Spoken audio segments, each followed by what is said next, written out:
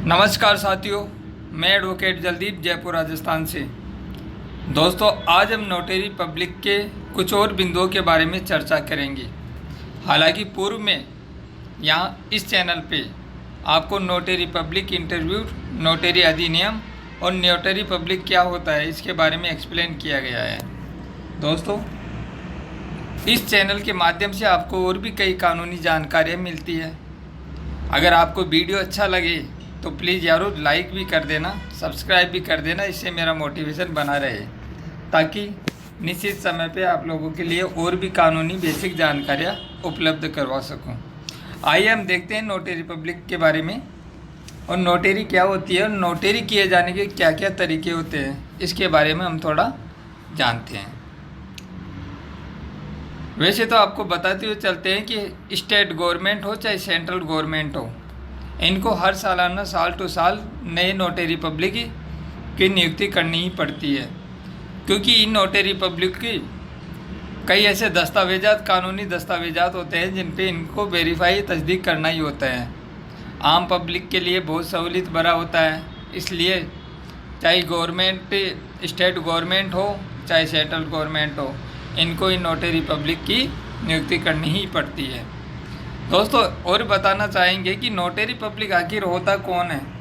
तो दोस्तों, हम बताना चाहेंगे कि नोटरी पब्लिक एक एडवोकेट ही होता है और वो एडवोकेट एक्ट 1952 के कुछ रूल्स रूलिंग के अनुसार उनका कार्य अनुभव या प्रैक्टिस करते हुए 10 साल का अनुभव होता है, वही इसके लिए एलिजिबल होता है और वो अप्लाई करता है।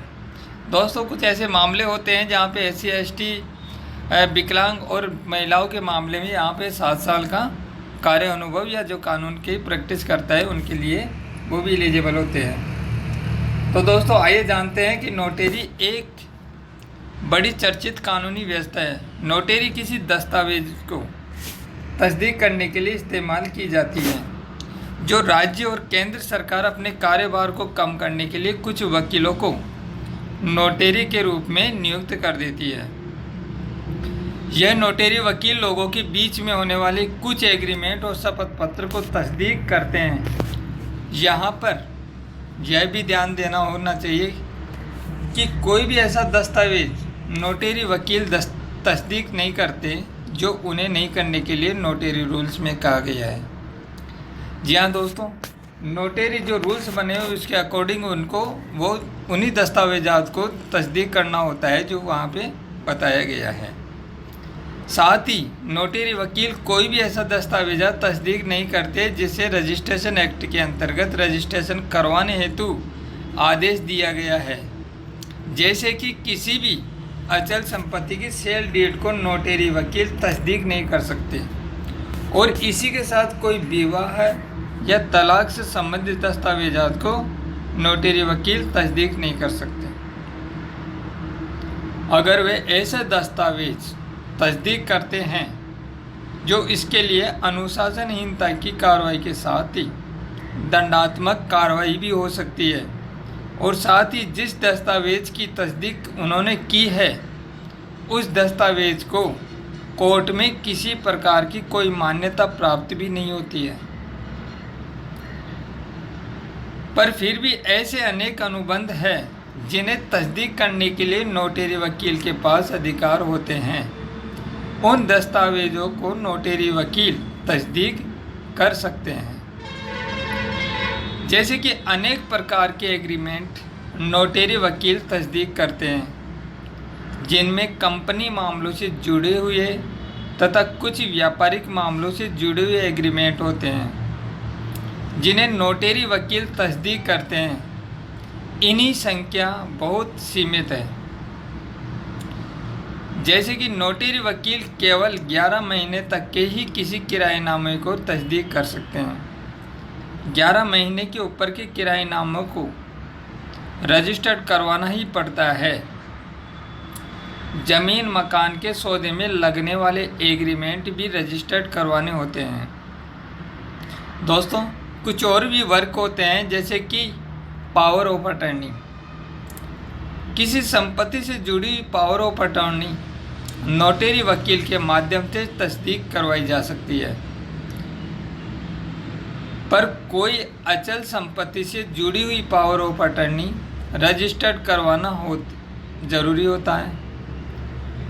पावर ऑफ अटॉर्नी भी दो प्रकार की होती है दोस्तों। ऐसी पावर ऑफ अटॉर्नी जिसमें किसी संपत्ति के बेचने तक का अधिकार दिया गया है, उसे रजिस्टर्ड करवाना ही होता है। बगैर रजिस्टर्ड पावर ऑफ अटॉर्नी की कोई वैल्यू नहीं होती। पर वाहनों से संबंधित या फिर कोई मुकदमा लड़ने से संबंधित पावर ऑफ अटॉर्नी एक स्टाम्प पर नोटरी वकील से करवाई जा सकती है। सभी शपथ पत्र, जैसा कि आज के समय में सभी संस्थाओं में किसी भी कार्रवाई को करने के लिए शपथ पत्र देना होता है। कोई भी बात मौखिक तौर पर नहीं ली जाती, बल्कि उसके संबंध में शपथ पत्र मांगा जाता है। शपथ पत्र देने पर ही किसी बात को माना जाता है।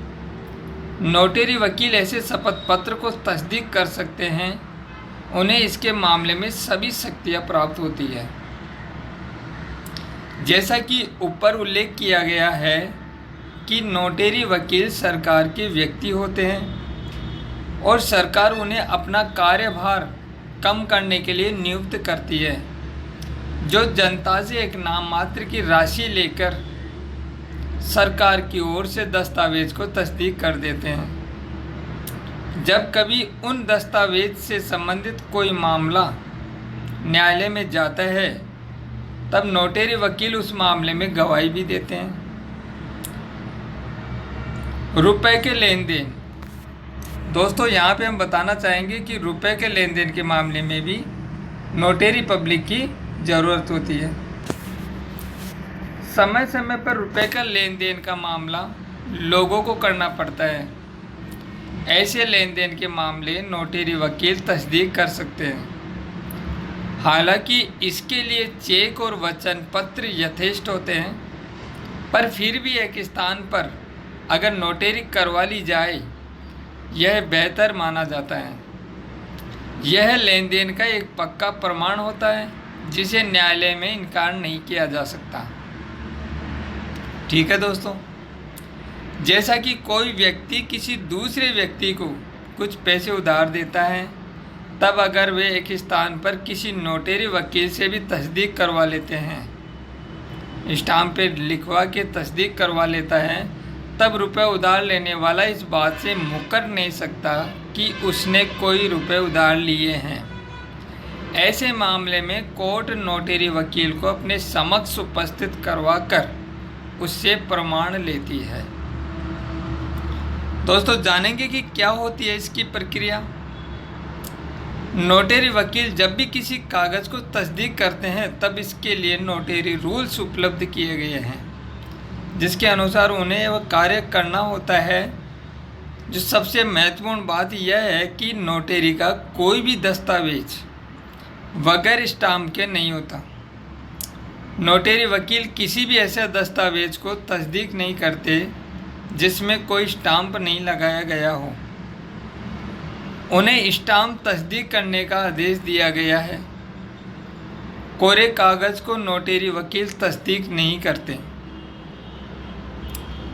टिकट और मोहर, दोस्तों नोटरी वकील जब भी दस्तावेज को तस्दीक करते हैं, तब वह उस पर 10 रुपये के टिकट चिपकाते हैं।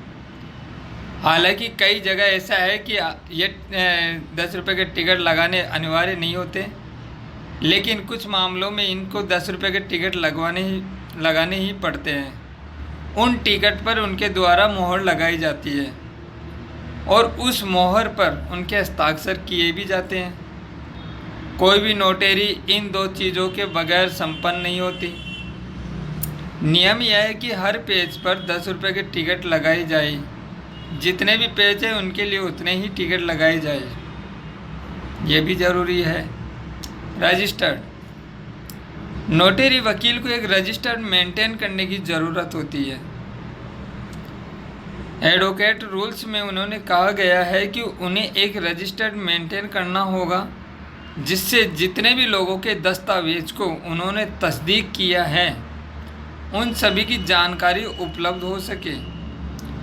उस दस्तावेज में डाला गया नंबर उस दस्तावेज के पक्षकारों के नाम और उसने उपलब्ध हुए गवाहों के नाम तक उन्होंने अपने रजिस्टर में लिख कर रखना होता है। ऐसे रजिस्टर उन्होंने हमेशा संभाल कर रखना होता है। जब भी न्यायालय उन्हें किसी मामले में रजिस्टर के साथ कोर्ट में पेश होने के लिए कहे, तब उन्हें वे रजिस्टर लेकर कोर्ट में पेश होना होता है और यह गवाही देनी होती है कि उनके द्वारा उस दस्तावेज की तस्दीक की गई है। उनकी गवाही से कोई भी मामला साबित हो जाता है। अगर कोई मामला अति महत्वपूर्ण है, इस मामले में हस्ताक्षर की भी जांच करवा ली जाती है। जिस हस्ताक्षर को पक्षकारों ने नोटरी वकील के रजिस्टर में किया है, उसकी जांच दस्तावेज पर देखकर ही की जाती है।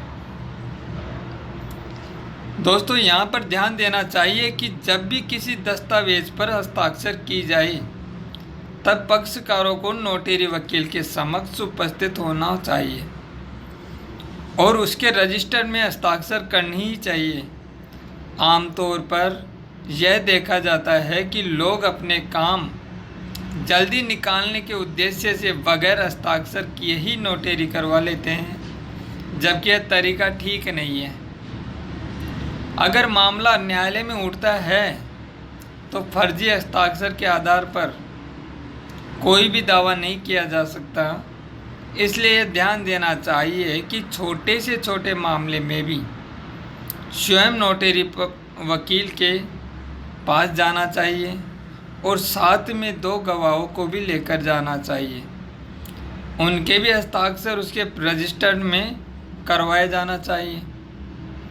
हस्ताक्षर ही नहीं बल्कि उन पक्षकारों के आधार कार्ड या वोटर कार्ड के नंबर को भी नोटरी वकील के रजिस्टर में अंकित किया जाना चाहिए।